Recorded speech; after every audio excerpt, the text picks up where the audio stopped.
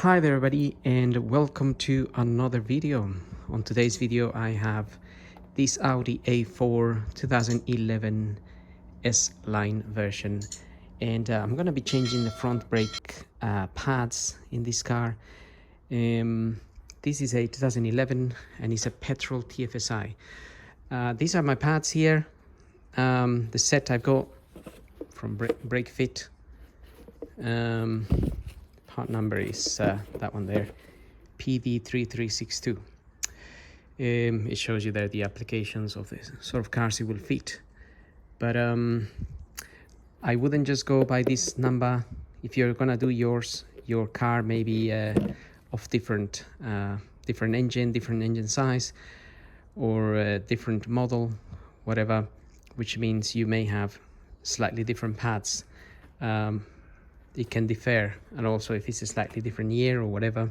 So make sure when you get your bits, you quote your registration or your chassis number, which you can find just there, and then you can actually get the correct bits for your car.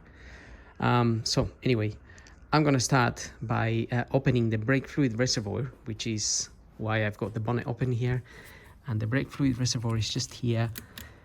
And I'm going to open that and just leave it there. Don't really need to remove the whole cover.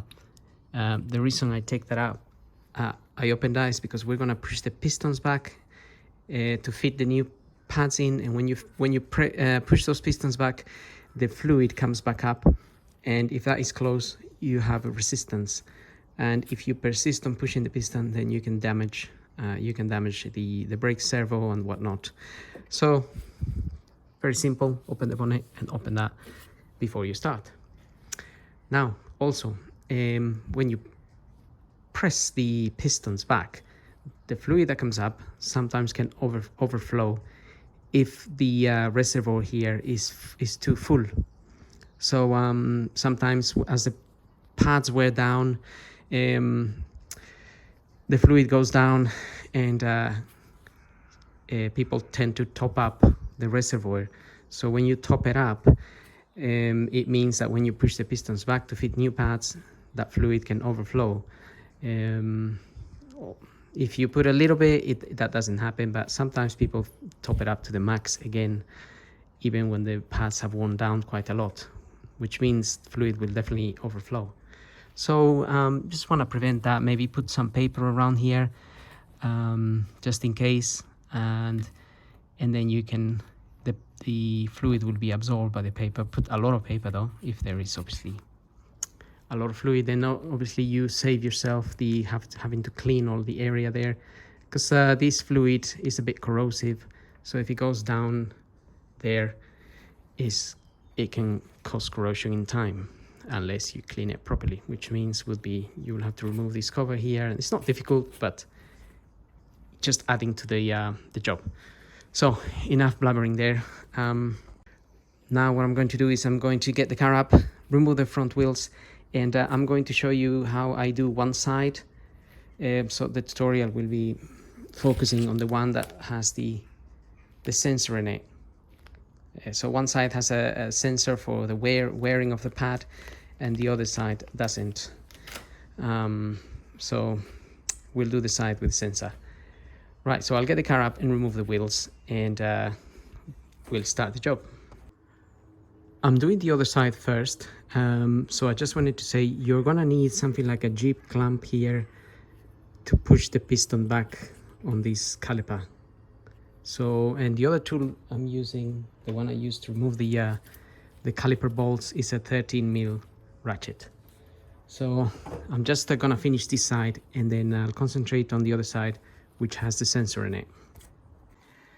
Okay, so now we're going to start doing this side. So the first thing is I'm going to remove this spring here, and I'm just using 2 flathead screwdrivers, one to press the spring against the caliper there. So let me just get like so, and this other one is to lift the little clip out of there, basically.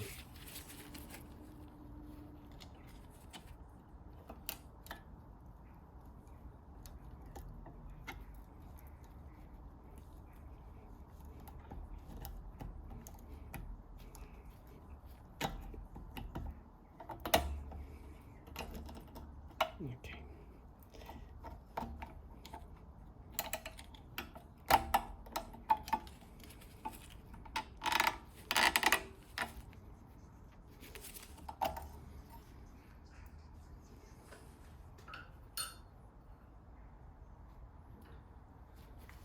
Okay, with the spring out, we can then move on to the other side of the caliper. So the first thing that we could do is remove the little sensor here. So if you just grab it from there, you can wiggle that out and pull it out. And just follow it through and also take it out from here.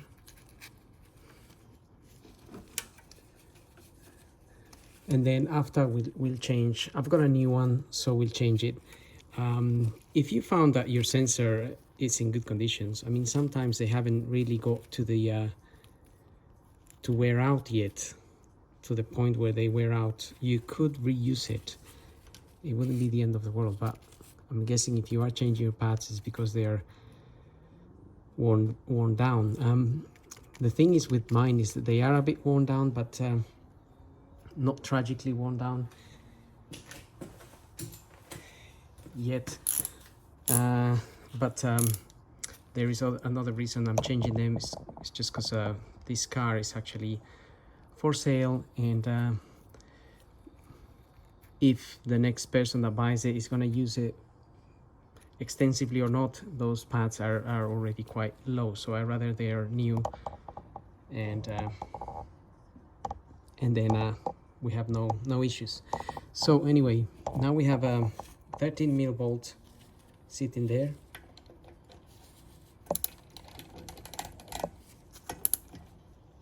And we can undo that.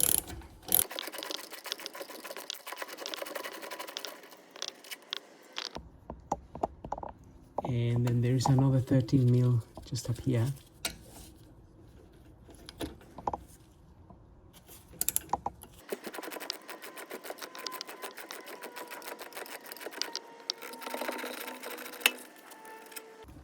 Okay, so those two are out. Now we can, I'm just gonna put my screwdriver here a little bit and push the piston back just a little bit in there. Not much, that's just to release the caliper a little bit. Then we can take it out. Okay, we can remove our caliper. Might just need a bit of a wiggle there, so we can take it out.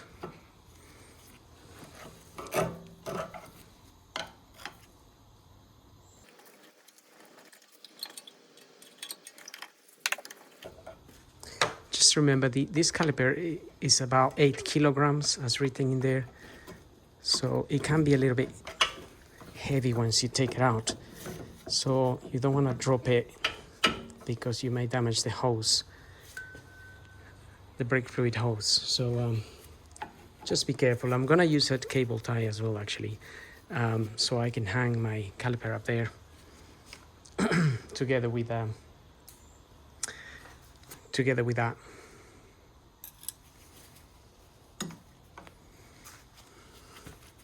Right, let's get this out.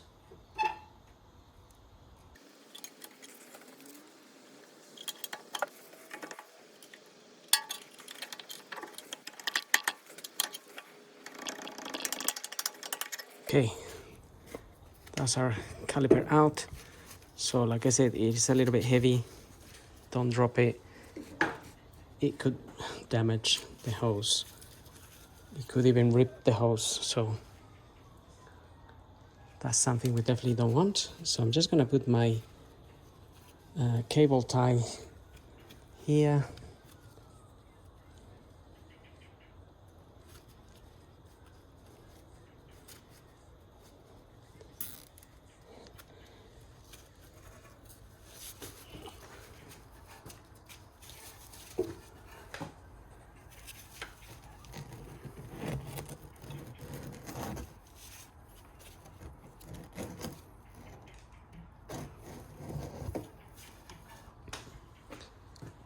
Okay, so I'm just hanging the caliper there.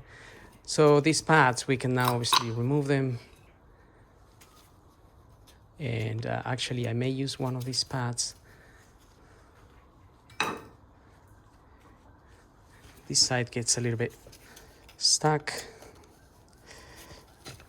Okay, I may actually use this pad to push the piston back with the jig clamp. And potentially I could do that now.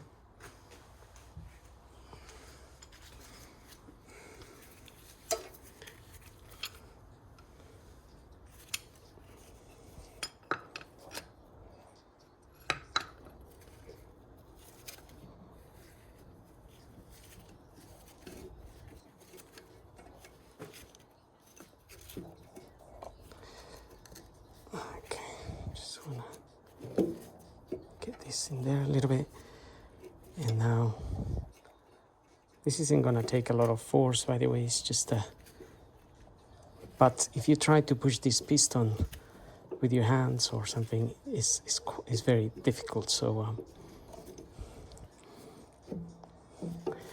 so let the jig clamp do the work.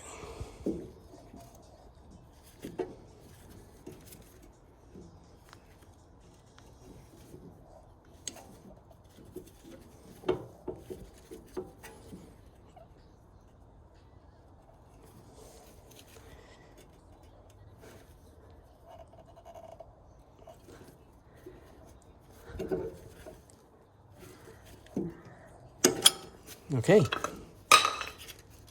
piston is back.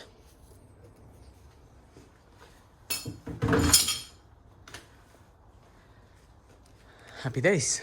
Now I have a wire brush here, and we can clean this area here, especially these pins.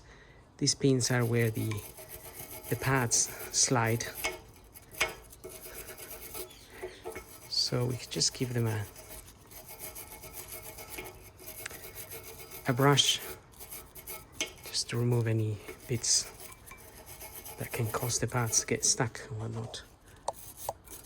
So we have 4 of those. You can spend as much time as you want on this.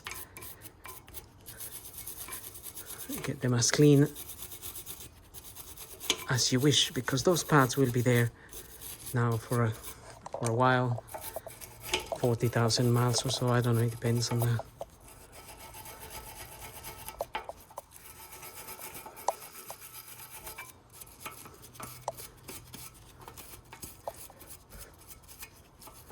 It's advisable to wear a mask when doing this. The amount of dust that comes out of here.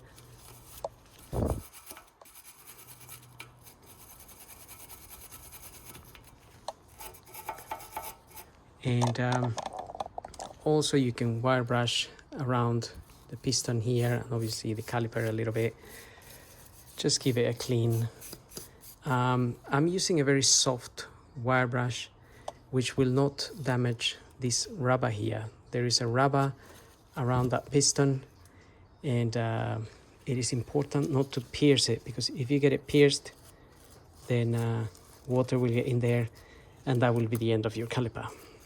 So this I'm using is very soft. It doesn't get through rubber, but it still cleans.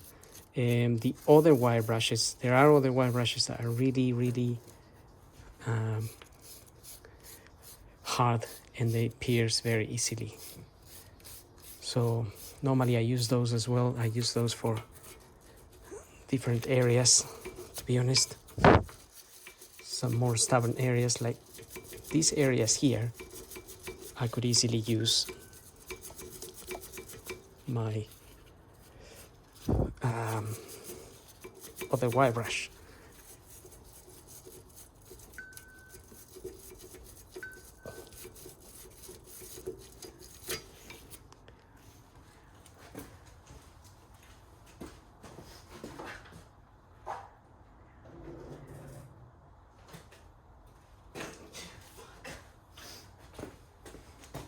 Right, this is the other wire brush.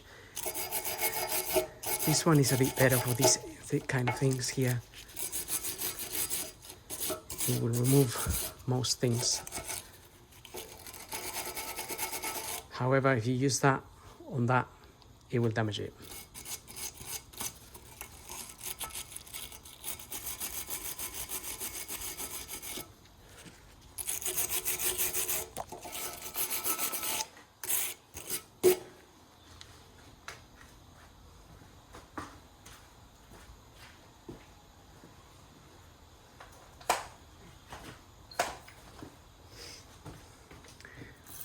I got some brake cleaner here, just to rinse the area from dust.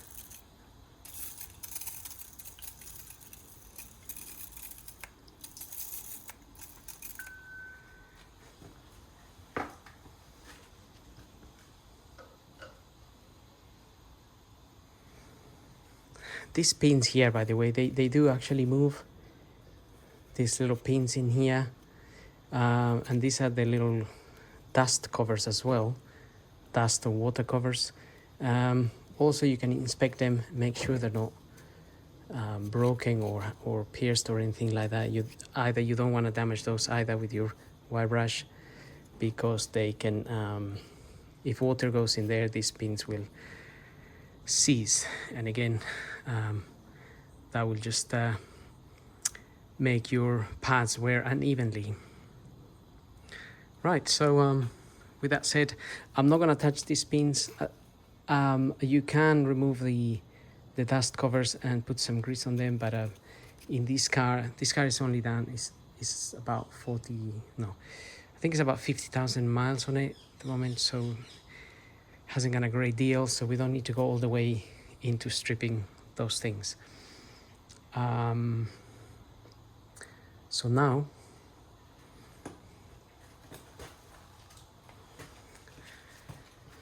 got my new pads here.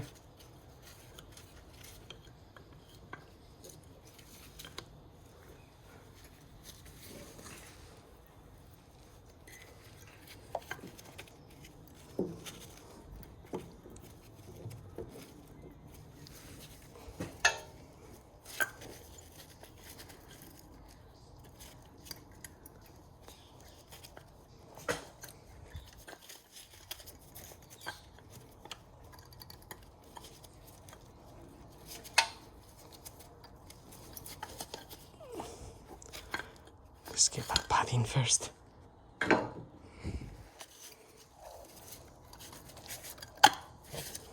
Okay. Actually, this other pad, I'll put it once we're fitting this back. Because first, I want to take the sensor out.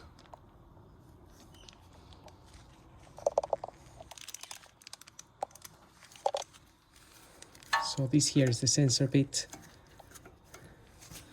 and we want to unplug it. But first we want to remove it from here.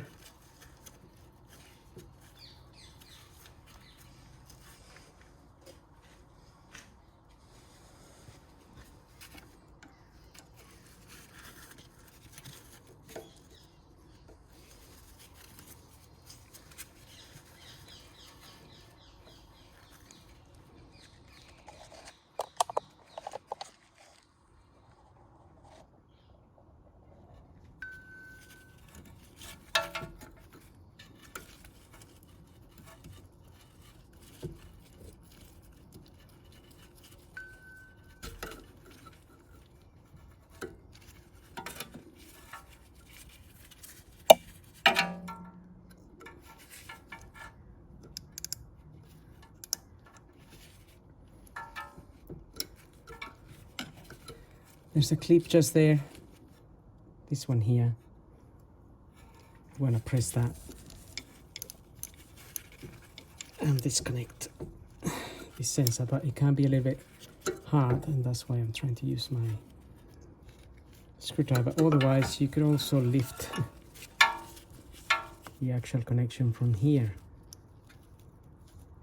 Sometimes it's easier that way.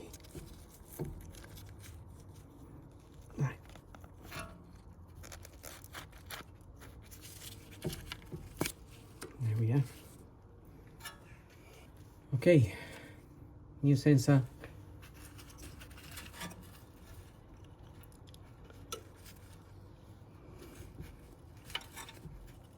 Plug it in there and get that back in there.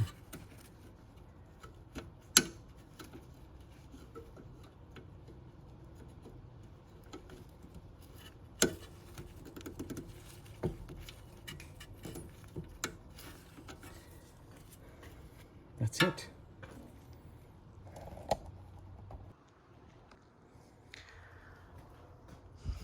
Okay, now we can fit our caliper back.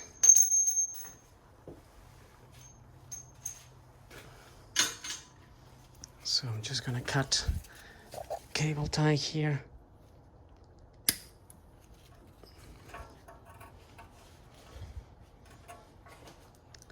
And so what I want to do is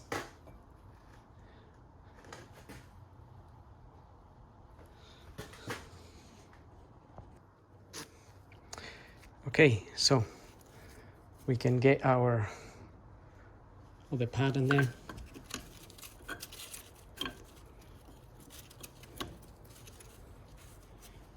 And I'm just gonna put a little bit of copper grease on these parts of the pads here. These parts go onto those pins, these pins here, and they slide on there. Just to prevent them from sticking from moisture, water, and whatever else goes there. And when you're trying to fit this back, so these bits here get in the way. So we'll put this back, but then I'm gonna get a screwdriver. I'm just gonna push that in a little bit so it goes into the where it's supposed to go there. Okay, pad is moved to one side.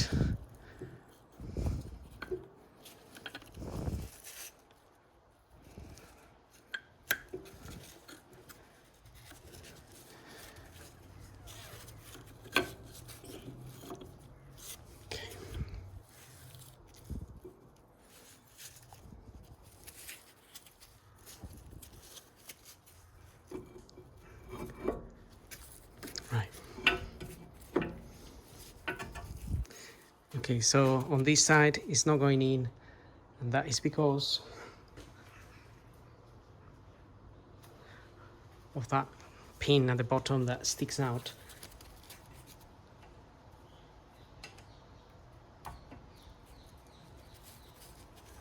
And same can happen at the top, but the top one was already pushed in a little bit because I had a cable tie in place.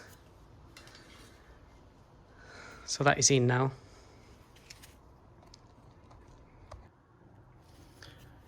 Okay, that's in. Now we can fit the bolts, but before that I'm gonna add a little bit of Loctite on them. Not a lot, just a little bit. Something like that will be enough.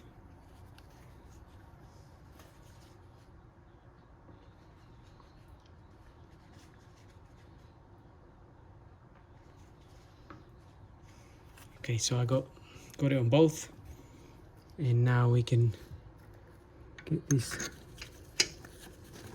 in and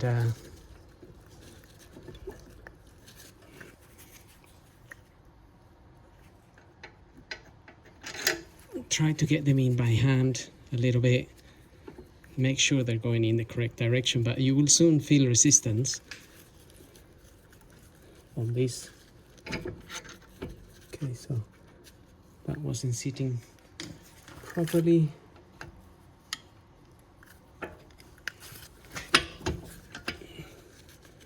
Right, okay. Now that's going in.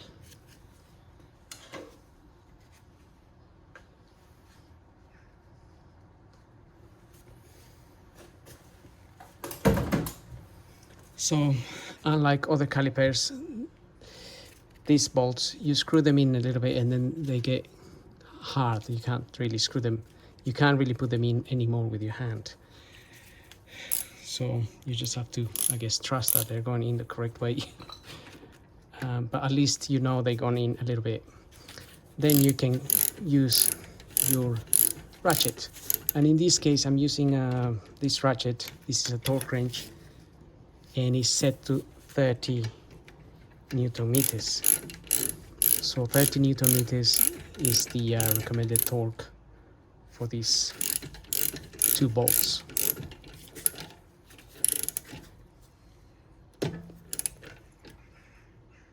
And 30 Newton meters is not a lot of force, by the way.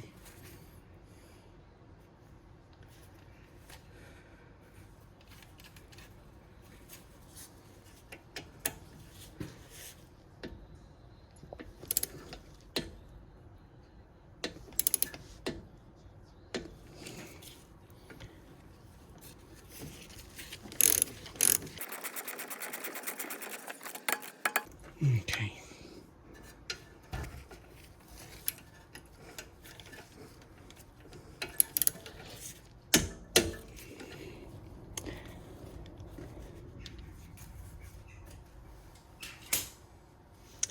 Okay, so with that in place, we have our spring to fit in here. Okay, now we can fit the spring. This spring can be a bit of a pain in the ass to fit, to be honest. So I'm gonna try to use the, well, we definitely need to use the screwdrivers unless you're very strong and can push this by hand, which I'm not, so that's why I use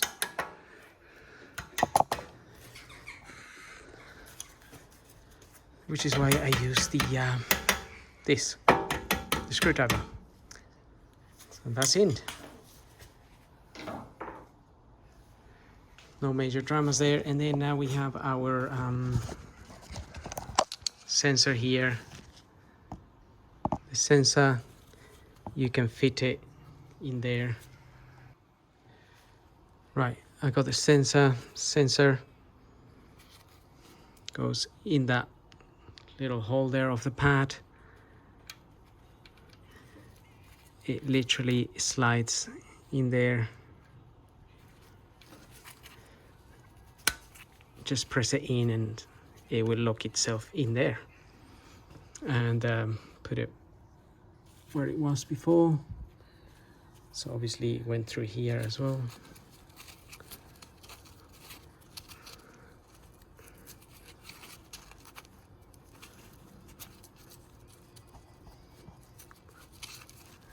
If you can get it in there with one hand, that is. Right, I'll do that in a minute. Let's put it here.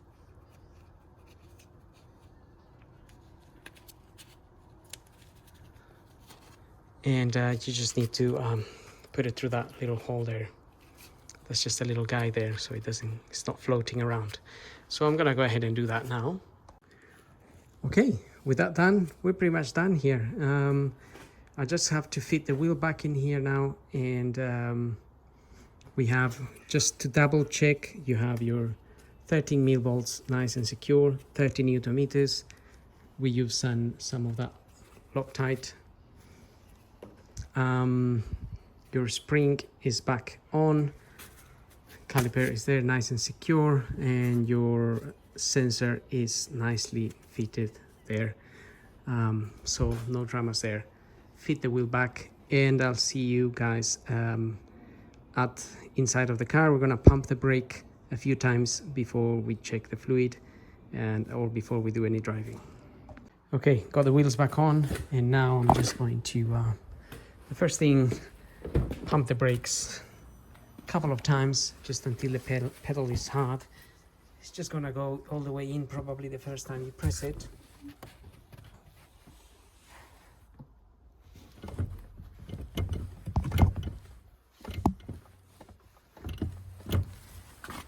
And then it's gonna go hard.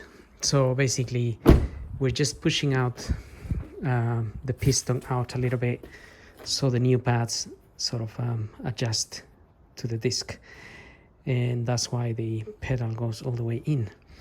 Then you can have a look at what's happened out here. So I put some paper around here and you can see how the fluid came out of here. So this is exactly what I was trying to say. If somebody put too much fuel, too much fluid in here while the pads were wearing down, then this is exactly what happens. The fluid comes out and it overflows. So maybe I didn't put enough paper, but I can see some of it has overflown there, which means I'll have to clean it. So one thing you could do before you start is you could, if you take this out completely, you could let me just take that out, and you can see the fluid in there. You could siphon some of that fluid out before you start, but if you shine basically if you shine a light here like so, and you lift this cover, so there's a little clip here that you undo, and if you leave that cover there, you actually can see the fluid, how much fluid is in that reservoir. So in this case, my reservoir is absolutely full, and there is an arrow just here. There's a little pointing arrow just there, and I think there's another one just up here. Just can't see.